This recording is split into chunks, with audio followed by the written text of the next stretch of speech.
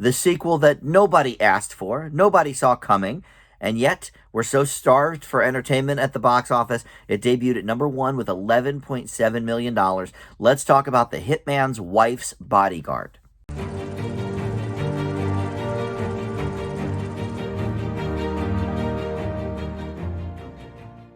Hey guys, Dan here. This is Dan Reviews It. Welcome to my spoiler-free review. Not that it much matters, for The Hitman's Wife's Bodyguard. And if you are new to Dan Reviews It, welcome to my channel. Please consider hitting that subscribe button below or the little bell to get all my notifications for when I drop new content. I do a lot of movie reviews, TV reviews, and the like. But let's get to this movie. So The Hitman's Wife's Bodyguard.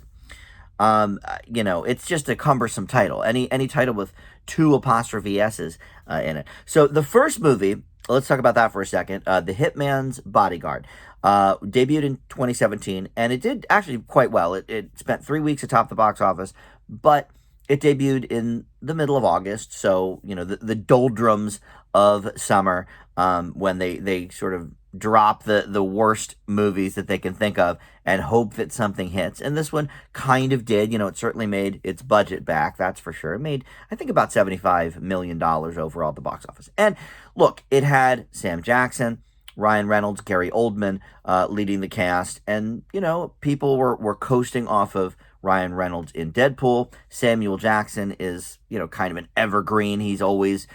not all of his movies turn to box office gold, but, you pair him with somebody and you give him an R rating and let him shoot his mouth off and do the language, then okay, you'll have a hit.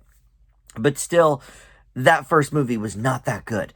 I gave it a C. I thought it was kind of funny. I thought some of the action sequences were okay, and the two played off of each other pretty well.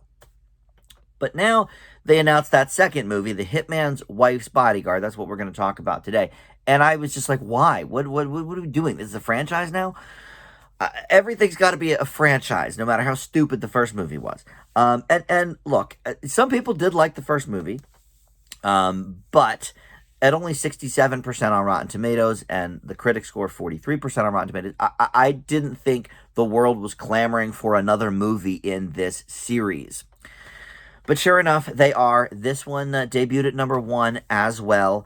Was quickly dropped down in its third week. I think it was number 8 or 9. But here we go. So Ryan Reynolds plays this bodyguard, Michael Bryce, who has been, kind of disgraced. He's been stripped of his status as an official recognized bodyguard. And then Hitman Darius Kincaid, played by Samuel L. Jackson, they decide to team up again because Kincaid's wife, played by newcomer to the franchise, Salma Hayek, she is this international con artist, and so she needs him to be her bodyguard.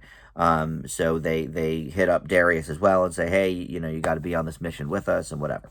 And there's some stupid, plot to take over the world. Morgan Freeman appears as well as Ryan Reynolds' stepdad, who is a bodyguard in his own right. And this movie is really bad. So why is it so bad? Well, first of all, there's no script, really. There is a script, but it's so weak because basically it's just Reynolds and Jackson, and sometimes Hayek, just all fighting, cursing at each other, lobbing insults.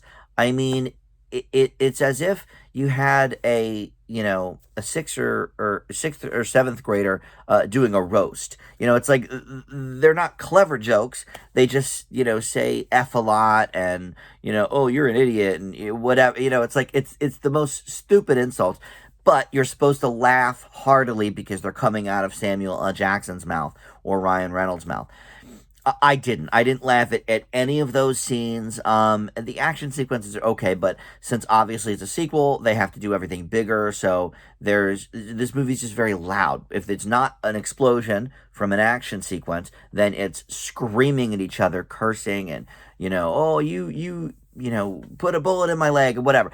And then, speaking of which, Ryan Reynolds, gets hit, gets shot, so many times he should have been dead. and a couple times they think he is dead, and then oh, he's not. He's the unstoppable bodyguard. It's just so stupid and horrible. Now, the only good things about this movie, and I'm a Ryan Reynolds fan, I really am. Deadpool obviously was great, but even before that, going back to his more PG and PG-13 type of stuff, like the proposal and stuff like that. I like Ryan Reynolds, and I like his Twitter war with Hugh Jackman. Like, he's a funny dude. The only laughs I got from this movie were from him doing his sort of Ryan Reynolds sort of side comment shtick. Like, nothing that he was going back and forth with Samuel L. Jackson hit for me, but like when the assassin dudes had the bags over his head and was like tying him up and stuff, he would make these little Ryan Reynolds type comments, and they were funny. So I laughed maybe like 4 times in this movie because of those comments. Um, but to me, the point of this movie is to have him and Samuel L. Jackson going back and forth. But that stuff was all terrible. It was just, overly loud, overly annoying, not clever or funny. And then throwing Morgan Freeman into the mix as this, he says he's 90 in the movie. And I think in real life he's got to be in his mid 80s by now, right? Um, and him like doing all these, it's not him doing the stunts, it's his stunt double, but having him do all these stunts, and it's like this movie is supposed to be like over the top. I got it. But they just didn't do anything with it. It's not clever, it's not funny. It's just annoying. So I'm not going to fail it for those few times that Ryan Reynolds did make me laugh. But it's not much better. And this one is much worse critically on Rotten Tomatoes as well, 26%. And it makes sense because I think only people that enjoy the dumbest of entertainment are going to be amused by this or get a kick out of it. And look, I like an R-rated curse-filled comedy. I really do. I love the Jump Street movies, but those are clever, so there's a difference. So I leave The Hitman's Wife's Bodyguard, awful title too. I leave it with a D. Salma Hayek, even, by the way, who I like, she didn't even add anything to the mix. They were just like, oh, just curse a bunch, Salma. It'll be fine. It'll be funny. It's not. It's not. It was a waste of my time.